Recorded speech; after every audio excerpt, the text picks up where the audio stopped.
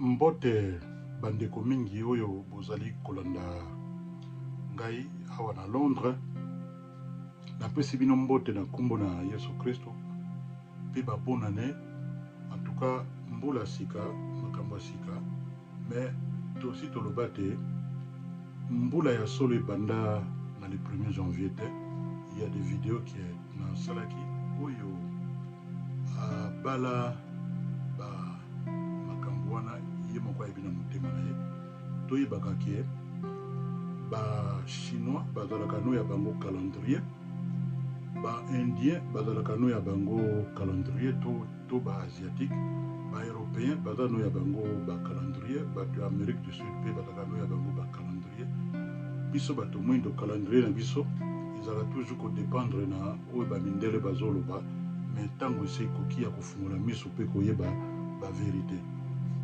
Yango wana message nazaki nango. Bon, lelo nazoloba mingi makambo ya na expliquer mingi makambo ya ba prophète soki totangi na Amos 3 verset 7 à 8 soki totangi na mokanda na Révélation 7 Révélation 10 chapitre 7 soki totangi na Actes des Apôtres 4 20 Actes des Apôtres 5 20 na 29 na 1 Corinthiens 9 16. Et puis toye koya lisusu awa na Ephésiens 4 10 à 11. Toyo mona nini Nzambe a Yesu Kristo na ndenge aponaki na kati ya église na ye. Église wana nazolo bango eza bâtiment te, parce que soki ozwi église na bâtiment Nzambe avandaka na bâtiment te. Église ezali nde moto oyo apiangami pe aponami po te azala expression ya nature ya Nzambe awa na mokili oyo. Ezoloba te Yesu Kristo aponaka ba apôtre. Ma apôtre azali kaka simplement un homme oyo akoya ko pesa ba message oyo ezali spécial. Et puis toye koya lisusu awa na mingi awa likambo ya ba prophète. Un prophète azali un moto oyo qui prêche la parole pona ko inspirer batu pe pona un expanseur qui explique en détail na mozindo makambo na Nzambe. Oyebi na tango ya kala soki prophète opesi ba prophétie ya salamite mingi babetaka bango mabanga, bakobeta yo prophète wana mabanga, bakolapide yo. Mais na tango ya lelo mutakolo bane ba prophétie soki aliaki mingi, soki a développer makaniso ya ye moko,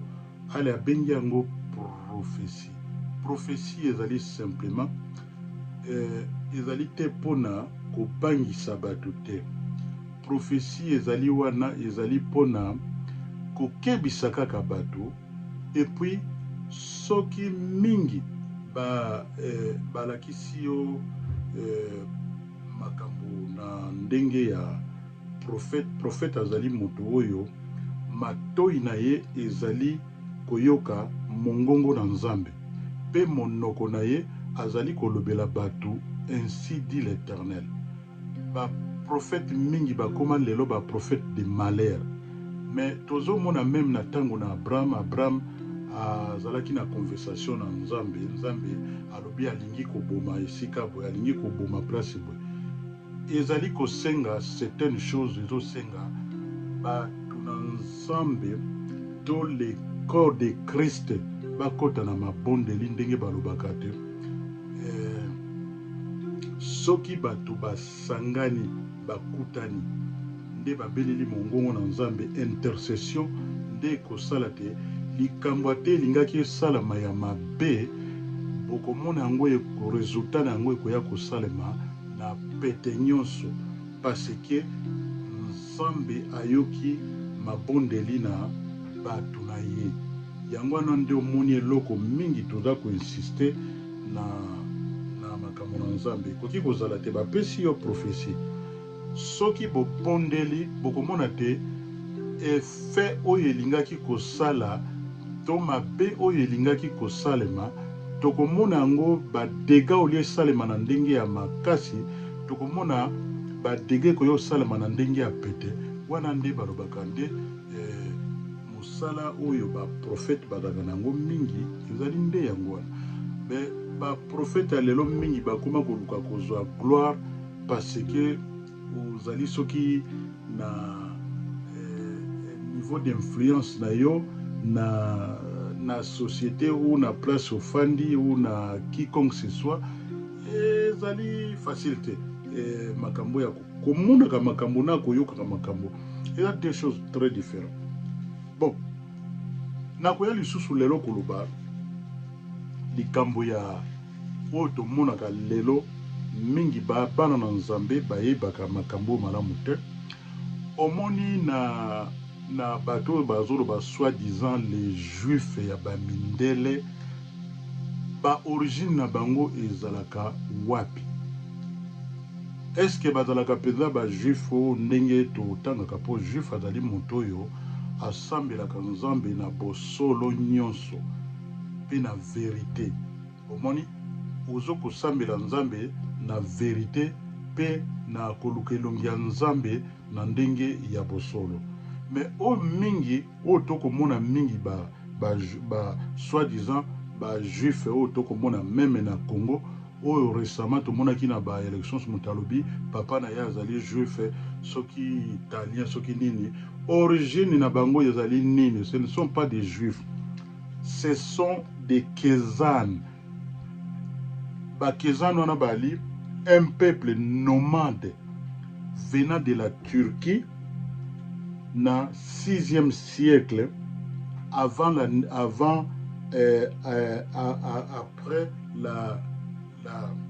la mort de Jésus-Christ na Edi komoni bazalaka mingi ce sont des commerçants de nature bauta na Russie na Ukraine pe na Kazakhstan pe na Allemagne mais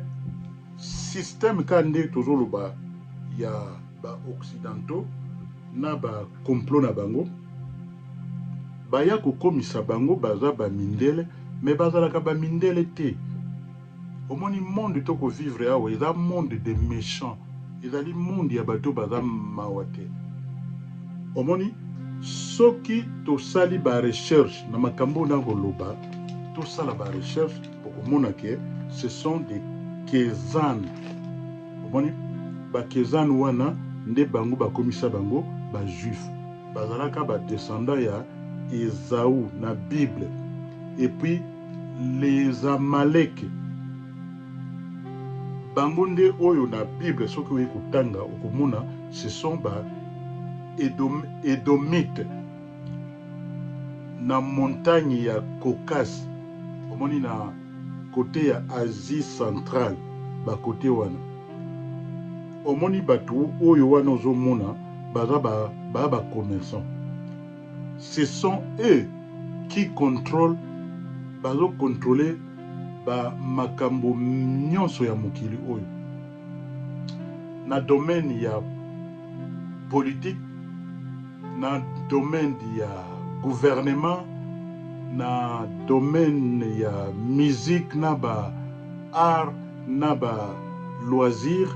baza ko dominer biloko mingi ba business ya mokili oyo eza mingi na contrôle na yango soko tali bien bato lokola ba soki Rothschild famille Rothschild ya ba américain kombo wana yango nde ezali bango nde mbongo ya ba dollar américain ezaka mbongo ba américain te ezaka nde bango nde eza mbongo na bango toyebelaka yango na ndenge ya malamu toye komona na immeuble ya ONU oyo ezali na New York ezali ya famille Rockefeller ezali mabele ya moto azwi immeuble atia le balobi te ONU ya kovanda wana po bala na sagesse po sala ba recherche toyebaka makambo to vivre lokola ba ignorant te tango akovivre na ignorance ekoki eleki toza su na ntango wana te omoni soki totangi na Matthieu chapitre 12 verset 36 à 37 tokomona mokilo ya lelo ekotambola mingi na ba opportunité soki ba opportunité ezali ya malamu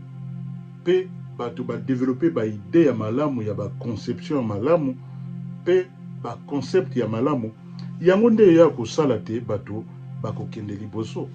mutu akozwa mutu lokola esclave azali te omoni toyebaka ba makambo oyo mingi toye komona lelo na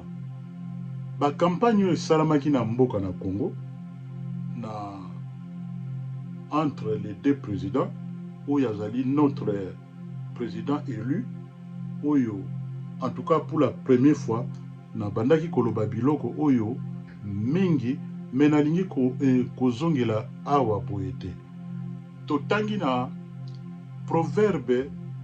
29 chapitre 2 elobeli biso boye soki mokonzi ya malamu abimi na mboka moko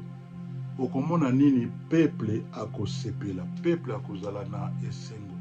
en tout cas depuis tomona basala ba élection na mboka na biso c'est pour la première fois tomona na ba écran na biso na télévision tomoni penza masi ya bato bazali kosepela donc yango moni ezali maloba na nzambe ndenge se manifeste pe et se confirmer pe elobeli biso polele soki ezalaki moto ya mabe azwaki pouvoir na Congo tolingai tomona peuple alingai kovivre na mawa tomona yango mingi ke balobi ete baproclame un nouveau président na Congo mais bato bazosepela te ezoloba nini ezoloba réflexion ya oyo makomi na nzambe ezali koloba omoni na kati ya bapersonnalité mibale oyo wana ezalaki na président Félix vraiment ntango azalaki koloba tu sens que moto oyo azali na vision omoni balobaka soki tosali comparaison ya makambo na babanke awa soki okei olingi kosenga mbongo olingi kosenga bapres na niveau ya banke batunaka yo liboso business plan d'action na yo ezali wapi balobi soki okomi plan na yo na ndenge ya malamu bato bazali lokola bamanager ya banke bakozala na esengo mingi ya kotanga plan wana bakopesa yango considération soki ezali na baamendement ya kosala bakoloba na yo touche awa sala awa mpe bakoyoka yo mais soki yo oye kaka na mbongo en liquidité olobi olingi osala baaffaire bakoyoka yo te donc c'est clair yango toyokaka tofungolaka mpenza matoi na biso malamu omoni tozoloba neti na deux personnalité oyo ya mibale soki totangi na Apocalypse chapitre 2 verset 9 à 10 tokoya komona te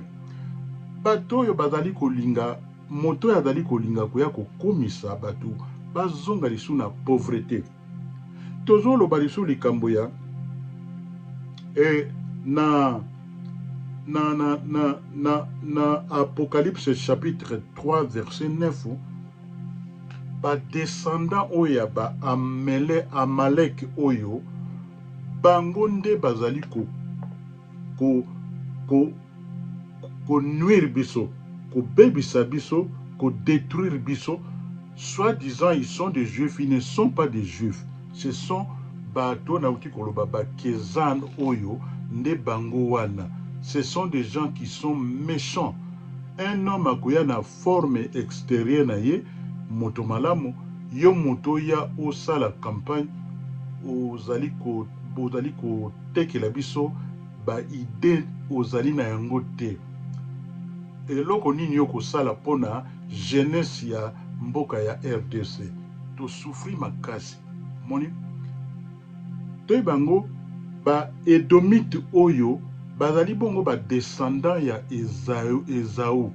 nde ba mindele soko tangi na Genèse chapitre 36 verset 1 okomona ba génération ya Esaü na nde bavandaka na Edom na Genèse chapitre 36 okomona na verset 16 elobeli biso makambo wana okomona ndenge ba pona fausse porte temps ezali mingi te pona na mokona lelo on aura beaucoup de temps ya kokota na explication mingi pona kolimbola ba makambo to komona lisusu ba descendant oyo tobengi batusi bazalaka ba descendant ya Cham na Genèse chapitre 10 verset 6 omoni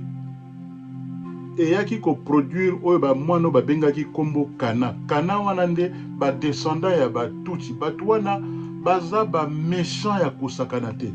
baza bato moko nayebi te bato moko baza na cœur ya humanisme te oyebi ke bato wana bakoki koboma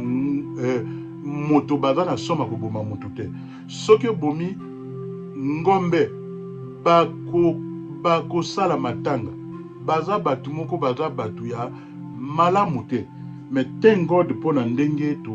toye kofungola miso le peuple congolais ekosala bien biso tozali oyo babengaka babantu tozali bongo babantu tozali ba vrai israélite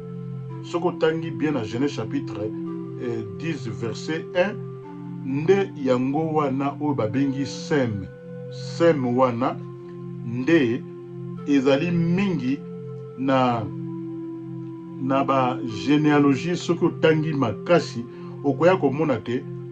batu oyo tozali ba bantu contre ba nilotique ou soi-disant des Tutsi ce sont des gens oyo tozali na ba nini moko te tozali na ba lignée moko te na kati na mokanda na Nzambe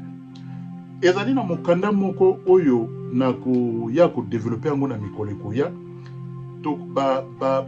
bakomeli biso buku moko balobi the land of the heart of Livingstone balobi ou les genues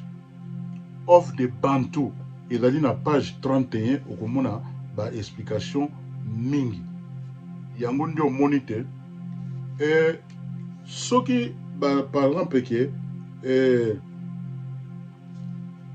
toye kotanga na kati na makomi ya Nzambe awa na 1 roi chapitre 11 verset 29 1 roi chapitre 12 na verset 8 oya komona mingi ba juif wana ya mindele soki otuni bango olobi yo ozali juif ok yo tribu na yo ezali nini okomona mingi balobaka boye ke soi-disant bazali ba lévite ou bazali ba benjamin ou bazali ba juda mais na ba yuda siko soki otangi na mukanda ya 1 roi chapitre 11 verset 29 na 1 roi chapitre 12 na verset 8 okoya komona ndenge bato wana bazali pe okoya komona ba division ndenge eyaki kosalama est-ce que bato wana bazalaki kaka ke bazalaki ka ba mindele non bazaki ba mindele te tozoloba ba descendant ya sem awa eza na bato mwindu baza na kati eza na mingi ezaki bato mwindu mais omoni mindele na mayele na bango ya mabe basala lokola camouflage pona kosala te kolakisa yo soki ozali ignorant yango omoni ete message na sali lelo ezali mingi pona éveiller conscience na biso bato mwindo bandeko na biso ya bakongolais en tout cas bolakisi biso penza ke vraiment bolamuki ndenge tolamuki omoni mindele eloko mundele abangaka nde soki bato basangani bayokani balie na koloba lokola voi ya moto moko ezongisaka mindele na nsima yango ntango wana nde ekoki omoni bato wana bazali bato moko balingi mingi na Genèse chapitre 4 verset 12 ezoloba quand tu cultiveras les sols il te donnera plus de sa richesse tu seras errant et vagabond sur la terre yango moni ezali bato wana toyebaka bango nde malamu balobi soki oyebi moto omoni ndoki belela ye soki obeleli ndoki oidentifie ye akosila makasi tango ya réveil ekomi le peuple congolais mboka na biso tokoboya moto moko te tokolinga bato mais ezali na baposte oyo ezali clé ya mboka esengeli tikala na maboko ya peuple congolais po ete bapesa biso respect ezonga omoni na masolo naza nango ezali mwa ebele mais oyo premier partie oyo ya message nayaki nango mpona mokolo na lelo yango wana en tout cas oyo aza na temps ya kosala recherche asala recherche et puis soki tozwi likambo ya sika en tout cas on viendra avec de nouvelles révélations mpona éclairer mpona kolongola bato complexe mpona kosala te le peuple a avancé tokende liboso mpo mboka etombwama en tout cas félicitations au président Félix Antoine Tshisekedi en tout cas nzambe apambola mboka na biso Congo apambola yo apesa yo une longue vie okende mosika osilisa vision wana nzambe atiaki kati na yo po ete mboka na biso ezwa une nouvelle allure na kombo na Yesu Kristo na invité le peuple de Dieu bo s'abonner massivement na chaîne na bino et puis bo komela biso bao ba komela biso et puis voilà bonne journée et puis nzambe apambola biso na kombo na Yesu Kristo amen.